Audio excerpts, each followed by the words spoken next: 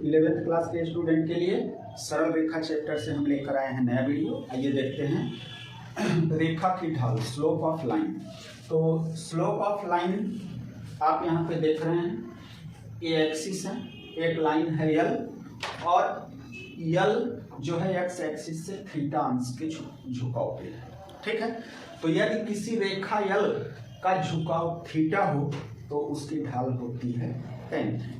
ठीक है, तो ढाल को रिप्रेजेंट करते हैं m से, तो m is equal to tan theta.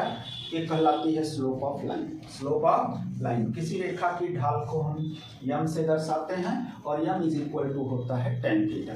आपसे कोई पूछे कि रेखा की ढाल क्या है तो बता दीजिए कि कोई रेखा यल x अक्ष से जब थीटा कोण पर झुकी होती है तो उसकी प्रवणता m बराबर tan थीटा होती है। It is very simple definition. आपको समझ में आया होगा। बच्चों, आप लोग देखते हैं कि चैनल को लाइक और सब्सक्राइब नहीं करते हैं। हम मेहनत करते हैं आपके लिए, इंपॉर्टेंट क्वेश्चन की वीडियो लेकर आते हैं, तो कम से कम आप इसको चैनल को सब्सक्राइब करिए। आइए आगे देखते हैं, रेखा के हम कई रूप देखेंगे। रेखा की ढाल मैंने आपको बताया। अब आइए रेखा की ढाल ज्ञात कैसे करेंगे, इसका तरीका सीखते हैं। तो एक तरीका यह है कि जब रेखा पर स्थित दो बिंदु दिए हों तो उनकी ढाल कैसे निकाली जाती है। तो हम ढाल का सूत्र, जब रेखा पर स्थित दो बिंदु दिए हों तो सूत्र होता है m is equal to y2 minus y1 और अपॉन x2 माइनस x1। ठीक है, इस सूत्र का उपयोग करेंगे। आपको दो बिंदु दिए गए हैं, तो हल देखिए। आप फिगर उगर बनाने के चक्कर में नहीं पड़िए। दो बिंदु ढाल रूप, दो बिंदु का जो है आप सूत्र याद रखिए, m is equal to y2 minus y1 upon x2 minus x1। तो आप देखेंगे कि कैसे आपको निकालना है। ठीक है, नहीं आपको रेखा की ढाल ज्ञात करनी है, स्लोप ऑफ लाइन आपको यहाँ पे फाइंड करना है और आपको पॉइंट्स गिवन हैं। तो कैसे आप फाइंड करेंगे देखिएगा। तो दो बिंदुओं से होकर जाने वाली रेखा का ढाल ज्ञात करने का ये सूत्र है, m is equal to y2 minus y1 this upon x2 minus x1। Then हम इसको सॉल्व करेंगे। तो हम देख रहे हैं कि यहाँ पे x1 की वैल्यू, y1 की वैल्यू, x2 की वैल्यू और y2 की वैल्यू आपको गिवन है। तो x1 है 3, y1 है -2 और जो है x2 है -1 और y2 है 4। ठीक है, तो अब आप इसका प्रयोग कर दीजिए, m is equal to y2 minus y1 और this upon x2 minus x1।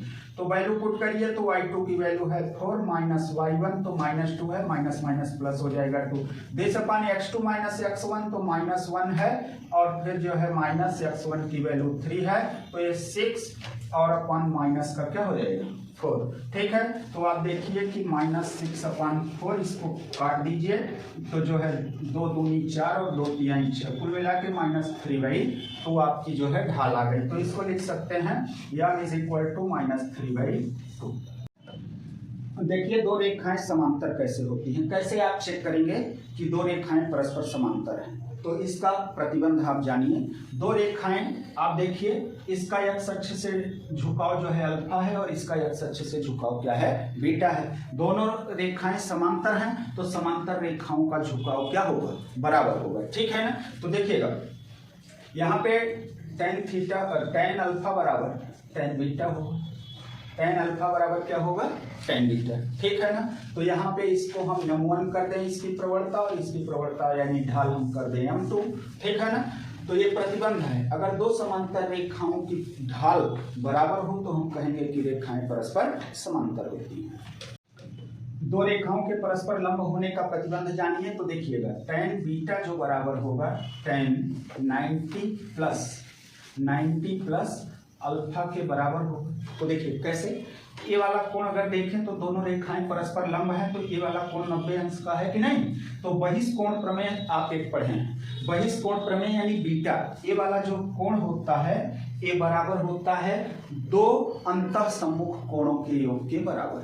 आई बात समझ में, बहिष्कोण का मान अंतः सम्मुख कोणों के योग के बराबर होता है। तो ये 90 है और ये अल्फा है, तो इसलिए हमने tan बीटा बराबर tan 90 प्लस अल्फा लिखा। ठीक है ना, तो इसके बाद देखिए जो tan 90 प्लस थीटा होता है वो माइनस cot थीटा के बराबर होता है। किसके बराबर, माइनस cot थीटा के बराबर। तो हो जाएगा minus cot alpha. Minus cot alpha को जब tan में कन्वर्ट करेंगे, ठीक है ना, तो -1/10 अल्फा लिख पाएंगे, चूंकि 1/10x cot x के बराबर होता है, और ये है tan बीटा। ये क्या है? tan बीटा है। तो देखिएगा tan बीटा यानी दूसरी रेखा की प्रवणता को हम किससे दर्शाते हैं? m2 से। किससे? m2 से। और -1 पहली रेखा की प्रवणता को किससे दर्शाते हैं? m1 से। ठीक, ऐसे भी लिख सकते हैं और क्रॉस मल्टीप्लीकेशन कर देंगे इधर, तो m1 into m2 is equal to किसके बराबर होता है? -1। दो रेखाओं के आपको बीच का कोण बताना है। तो देखिएगा एक चित्र बना हुआ है, दो रेखाएं परस्पर एक दूसरे को काट रही हैं, तो इसमें दो तरफ से कोण बनेगा। जैसे आप कैंची देखिए, कैंची जैसे देखते हैं, तो इस तरफ का कोण देखिए और इस तरफ का कोण देखिए। कोण तो ये भी दो रेखाओं के बीच का है और कोण ये भी दो रेखाओं के बीच का है। तो आप देखिए एक कोण थीटा बन रहा है और एक कोण फाई बन रहा है, ठीक है ना। तो आप जब यहाँ पे निकालेंगे कोण, तो इसका सूत्र होगा tan theta is equal to m2 minus m1, अर्थात आपको दोनों लाइनों का स्लोप निकालना है और 1 plus m1 m2, 1 plus m1 m2 इसको निकाल देना है। ये दोनों रेखाओं का स्लोप निकालिए, यानी कि ढाल, और जब ढाल आएगा तब आप tan थीटा निकाल दीजिए, ठीक है। और दोनों रेखाओं के बीच देखिए एक नेक्स्ट क्वेश्चन, इसी पर आधारित हम एक क्वेश्चन लाए हैं। आपको दो रेखाओं के बीच का कोण दिया है, ठीक है, और एक रेखा की आपको ढाल दिया है, तो दूसरी रेखा की ढाल ज्ञात करना है। तो हल देखिए आपको क्या क्या दिया हुआ है। तो थीटा आपको दिया हुआ है, थीटा इज इक्वल टू π/4, दोनों रेखाओं के बीच का कोण। और आपको दिया है एक रेखा की ढाल, तो m1 आपको दिया है 1/2, आपको फाइंड करना है m2 की वैल्यू। m2 की वैल्यू आपको निकालनी है। तो देखिए कैसे निकालेंगे। अभी आपको दो रेखाओं के बीच का कोण का सूत्र बताया, tan theta is equal to m2 minus m1 और this upon 1 plus m1 m2।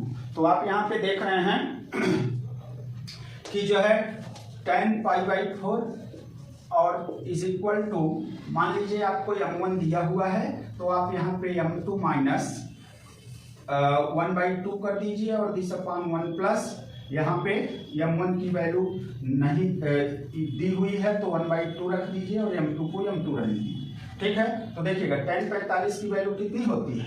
1, और ऊपर एलसीएम ले लें तो जो है 2m2 माइनस 1 अपॉन, ठीक है, यहाँ नीचे एलसीएम लेंगे तो 2 आएगा, और इसमें देखिए नीचे इसमें भी 2 आएगा, और फिर जो है 2 प्लस m2 हो जाएगा, 2 प्लस m2, इधर 1 है, 2 से 2 कट जाएगा, ये ऊपर जाएगा, तो 1 is equal to 2m2 minus 1 upon 2 plus m2 हो जाएगा। इसका ट्राई मल्टीप्लाई कर दीजिए इधर, तो 2 plus m2 is equal to 2m2 minus 1, तो m2 को एक तरफ कर दीजिए, -1 इधर आएगा तो +1 हो जाएगा।